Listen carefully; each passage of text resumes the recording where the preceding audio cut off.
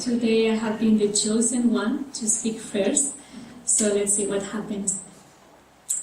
Today the topic is the art of giving, the joy of giving, and it could be shared in so many different ways. It could be expressed in so many different facets.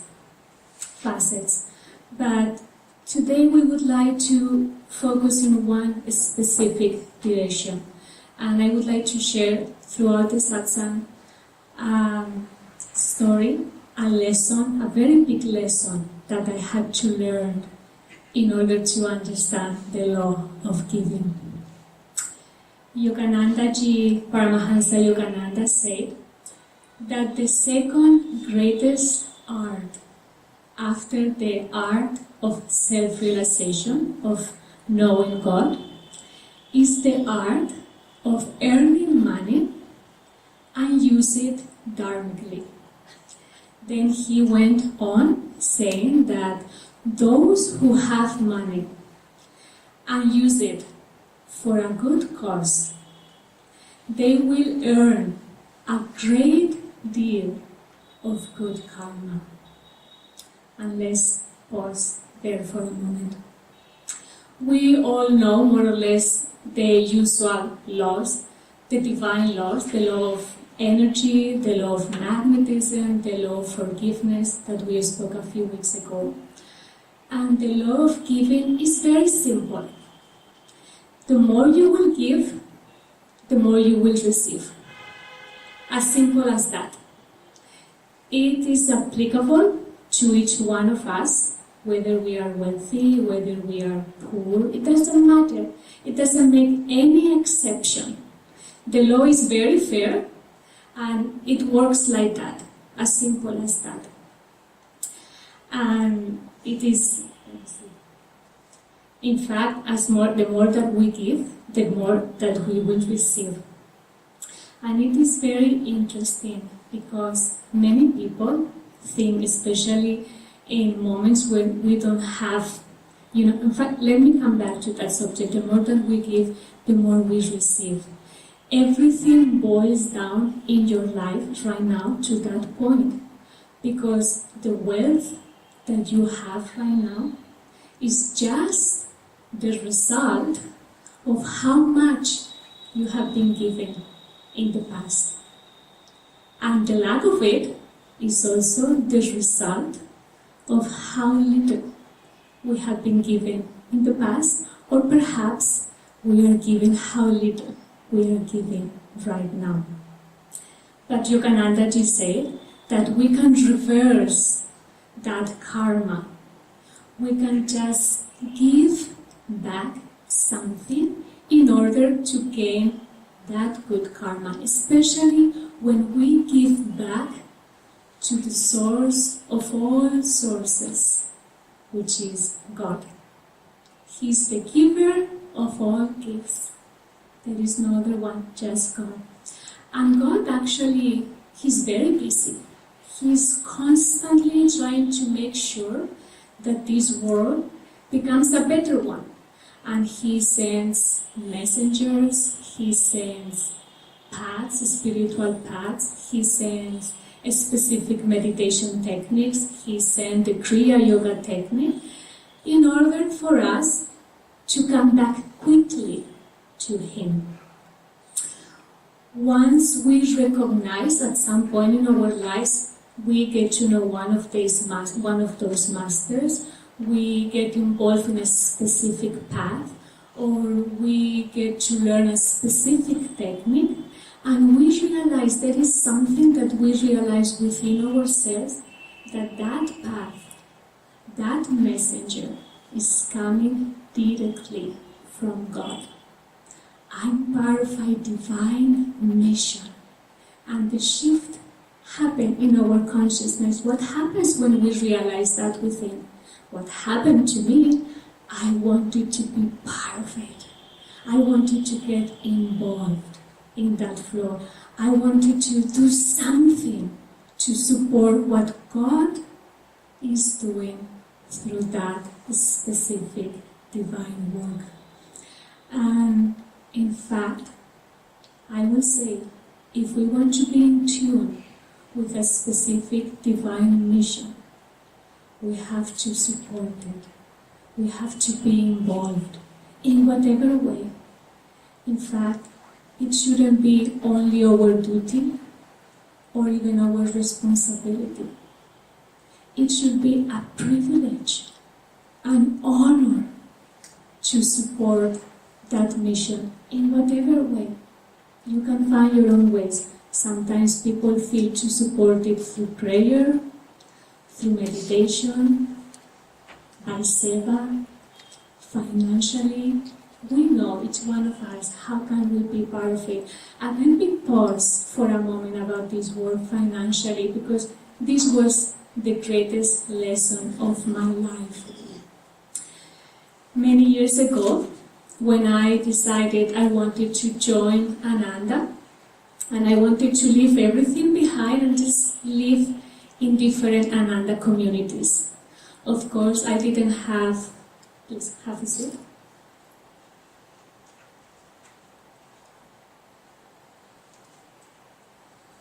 So I wanted to join Ananda, and of course I wanted to leave everything behind, and I didn't have enough, financial support.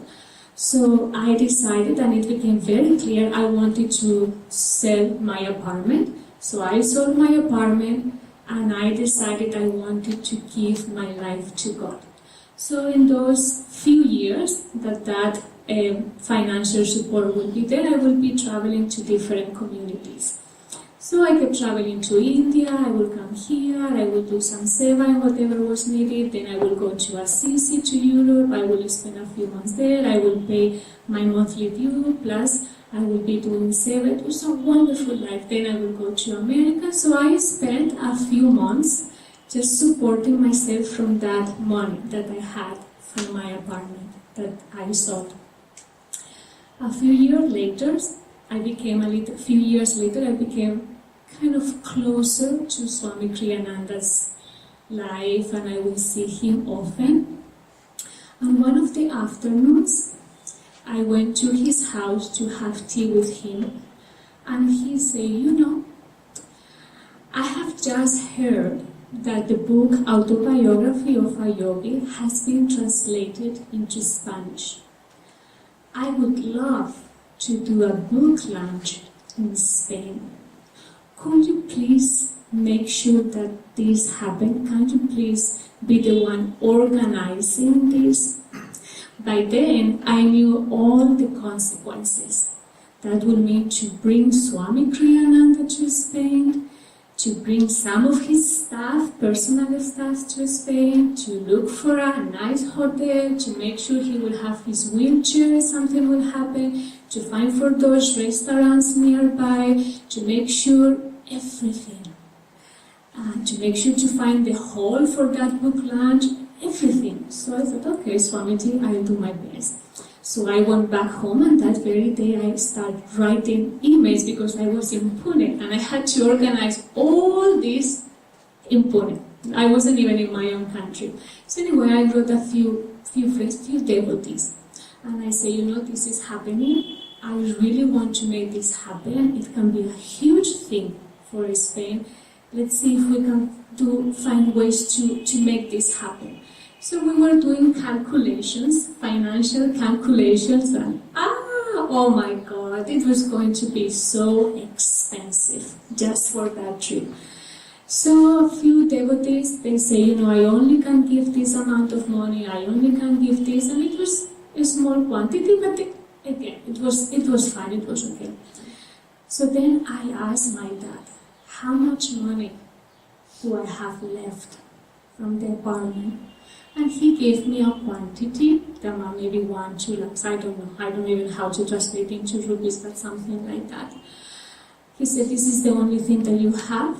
You can do with this money whatever you want. I was hoping that this money I could be using for the next 2-3 years to keep traveling to Ananda.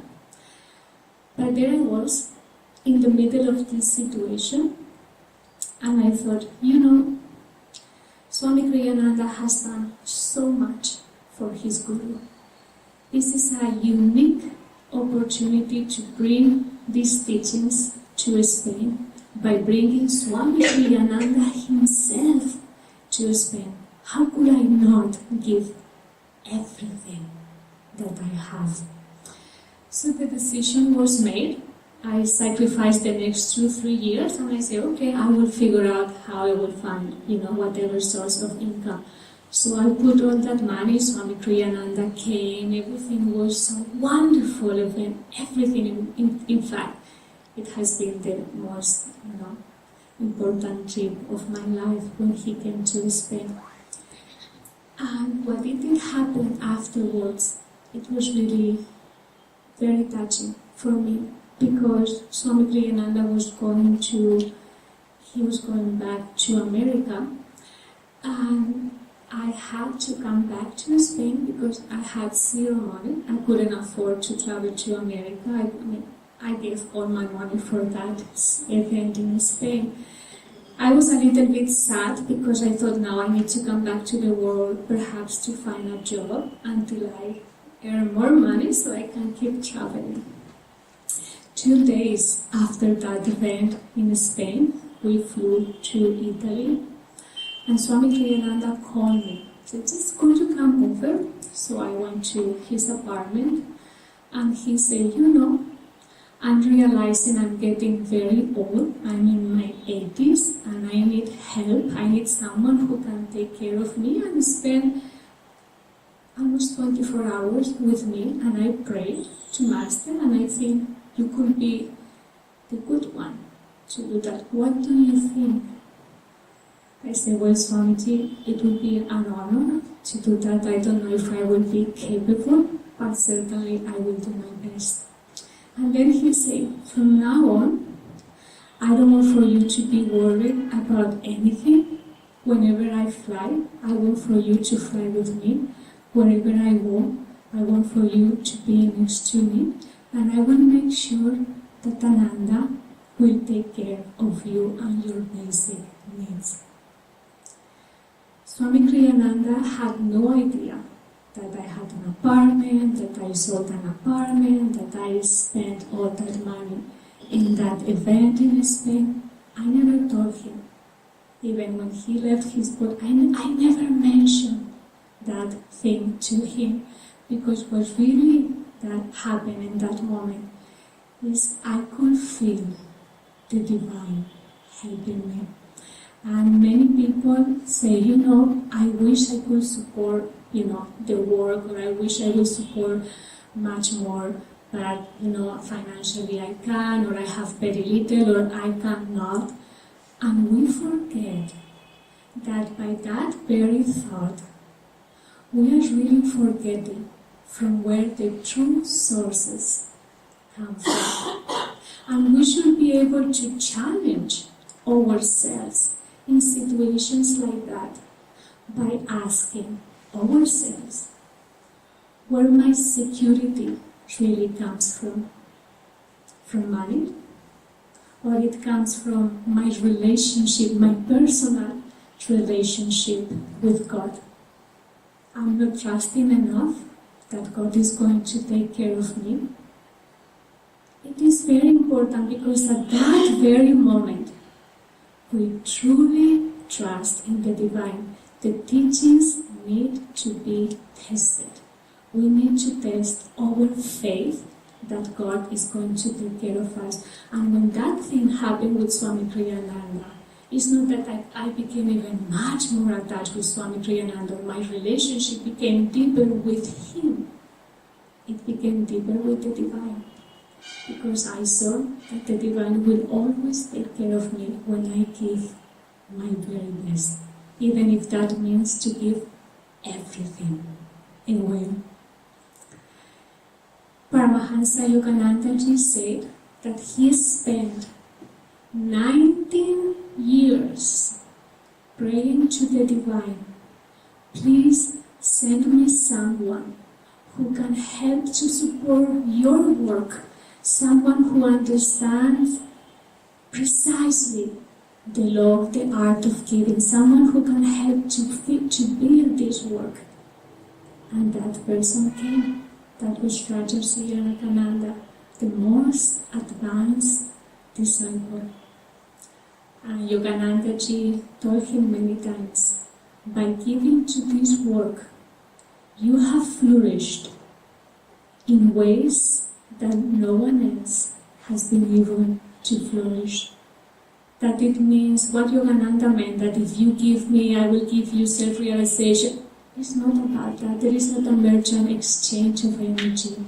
What Yogananda ji meant is by you giving, by you being in tune with that divine flow, by you helping this divine mission, you are growing spiritually, because the channel becomes blessed for what he gives. And I'm going to end with this story. There is a beggar that has nothing, just a very few little grains of rice. And this beggar hears that the king of that village is about to come. And he gets so excited because this king is very well known for his generosity. So this beggar becomes very, very excited. Finally, this king is going to come and is going to give me so many things, and I will be able to sustain my family, to cover my basic needs. I'm so excited.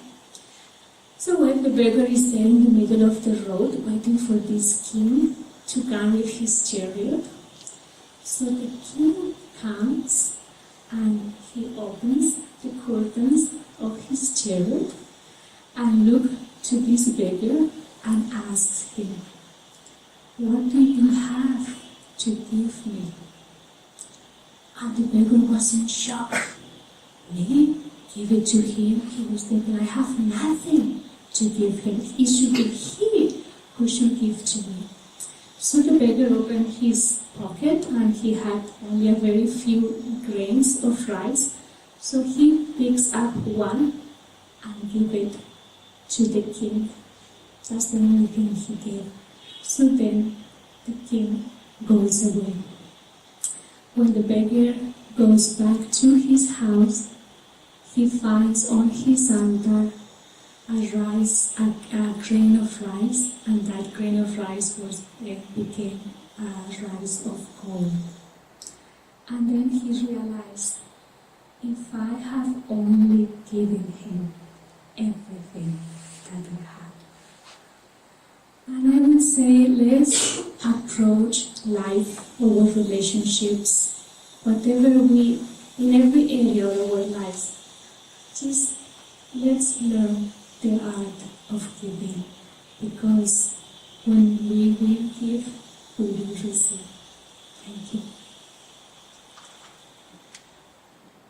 I'd like to continue in the same vein that Narayani has started, specifically focusing on giving to God. And actually really more directly giving to his instruments, his channels in this world. There's this joke of a man who says, oh yeah, I constantly give to God. What I do every time I get money, I throw the money up in the air and I tell God, whatever you want to take, you take, and whatever falls to the ground is mine. So that's not the kind of giving to God that we're referring to. God always works through channels, whether in this case an individual, an organization, anything that has, for us especially, been a source of upliftment, a source of deepening our connection with the divine, a source of joy for us. And that's the way we can offer ourselves, offer whatever support to the divine in this world, to this divine work. Narayani mentioned the law, as much as you give, that much you will receive. Even if we can even reverse that law, as much as we receive, we should give that much. And there's a very nice practice that ties into that I'd like to introduce. It's very powerful. It's a practice called tithing. I don't know if you've ever heard of it. It comes from the word tithe, which means literally a tenth. And it was first introduced in the Old Testament by Moses, but it's also very prevalent in, of course, Judaism, Christianity, and I recently heard that it's also a big part of Sikhism. There's called something daswand or dasand, where they give a tenth of everything that they earn, everything that they receive to the Gurdwara that they go to. And so Moses first gave this as a law. I don't know how much you know about the life of Moses, but he was the lawgiver of the Israelites, both spiritual and even social laws. And he received everything, including the 10 Commandments, from God directly. So the laws that he gave was everyone was to give a tenth of whatever they received to the temple. And in that case, it was the farmer would give a tenth of his produce, the shepherd would give a tenth of his sheep, the woodcutter would give a tenth of his wood, and that way they all felt that they were supporting this divine, they were supporting that connection that they had with the divine. One thing I love about this concept of tithing, which it differs a little bit from just donation, is that sometimes when we're donating, when we're giving, we have this idea of when I'm doing well, I can give, but the moment my circumstances change, then, I'm a little, oh no, I don't know if I want to give. And this idea of 10% is quite an interesting one because it's like a sliding scale. When you have more, 10% adds to a certain thing. When you have a little less, 10% becomes less of that. But there's this idea that this is God's, that this isn't mine. This is already God's. It's not a choice as much as, should I give, should I not give? It says, I have pledged it. I have given it to God already. Even before I received it, I said it's yours. And so I'm going to give it to you. Nowadays, in most of these religions, many of these practices have become an obligation. And I think what that does, of course, is it takes away the joy. It takes away that, it becomes like a tax. All of us know that the government needs our taxes to function. I mean, our taxes help the country continue to function. But it's always this little thing of, I don't want to give taxes. And I think in some cases tithing has become that way. And the importance of really feeling that I want to give. It has nothing to do with will I receive, what laws are governing this whole process, how much will come back to me. It has nothing to do with that. It's like everything is already yours. I mean, who am I to even give it to you? I'm just your channel. You've given this to me, and so I'm setting some little thing aside just as a token back to you. Who am I? Who am I to even assume that I can give to you? As Narayani was saying, the King of Kings comes and asks, what do you have to give for me? He has everything, the King of Kings. But what this practice does is it's an affirmation for us. I live in abundance. I don't live in lack. I don't live in fear. I live in abundance. Therefore I can give. Only he gives who feels he has enough. Or he who feels he has more. And that little understanding is very important for us, as Narayani was saying. Irrespective of whether we think we have less, whether we think we have more, I want to be part of something. This brings me to another aspect, is sooner or later, we have to mature in our relationship enough with the divine, where as part of our responsibility, what are our responsibilities? To feed the body, to take care of our children, to educate them, to earn enough, to sustain ourselves, to help others. Part of our responsibility needs to be the spiritual upliftment of mankind. It just has to be that way. It can't, eventually the time comes where it's not just I'm here for me. It has to be I'm here for something greater. That's the consciousness of a master. He incarnates only for others. That's the consciousness, and he didn't acquire that consciousness after Nirvikalpa Samadhi. It's a consciousness he had to acquire to get to Nirvikalpa Samadhi. We have to get that consciousness now, before we can even progress towards that. I was thinking, Swami often said that this is not his work. Swami Kriyananda would often say, this is not my work, this is not your work, this is Babaji's work. And each time I heard that, I would always think, Babaji needs me, Babaji needs Ananda, it's so nice. And it's true, he does need us, he needs willing channels. But the other day I read in the Gita, this just really beautiful quote by Krishna. Krishna says to Arjuna, I need you not, it is you, Arjuna, who has need of me. And it really changed my whole mind. All this while I was thinking, Babaji needs me, I'm such an important part of his mission. It's like, I need his mission. I need Ananda because it gives me a platform, it gives me an avenue to focus my devotion, focus my service, give me an opportunity to give. If I was all by myself thinking I have to serve Babaji, I'm just like, I don't know what that even means, how do I do that? I wouldn't be effective, I wouldn't be able to know how to give. And even now, as Narayani was saying, we've dedicated our lives to this work. And I was just thinking, because, I have to test, am I giving enough before I can even tell anybody to give? And I was like, I'm not giving enough. Can I give more?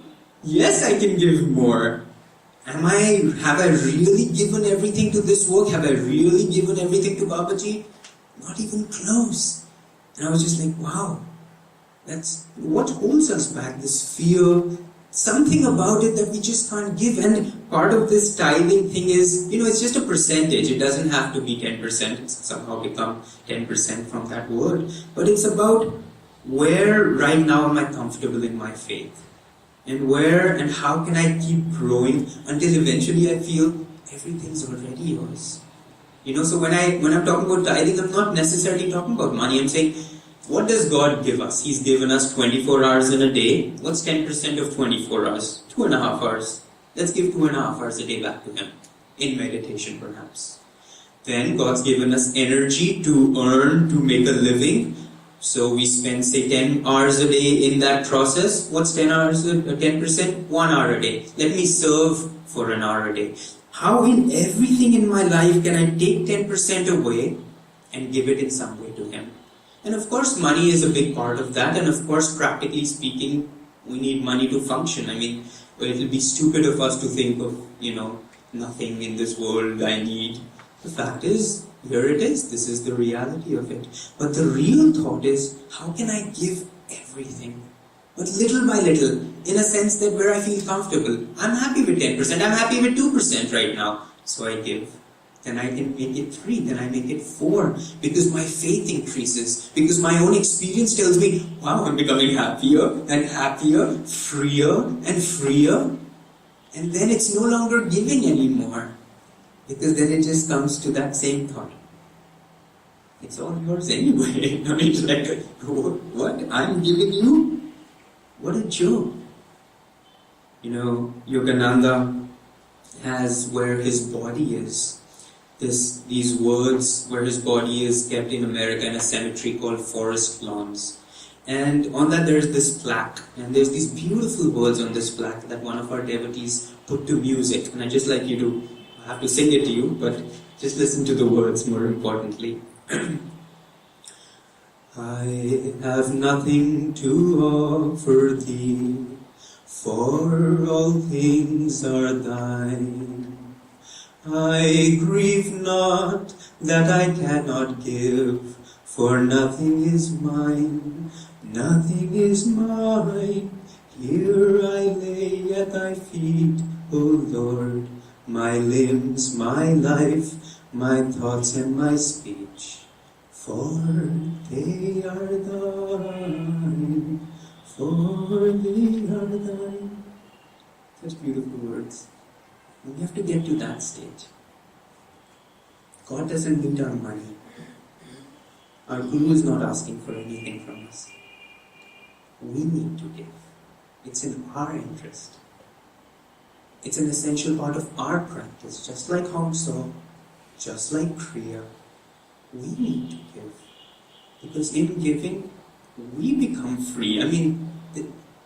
They have freedom already. They have everything. Let's not fool ourselves into thinking someone needs my money. You need it. You need this practice. Many blessings.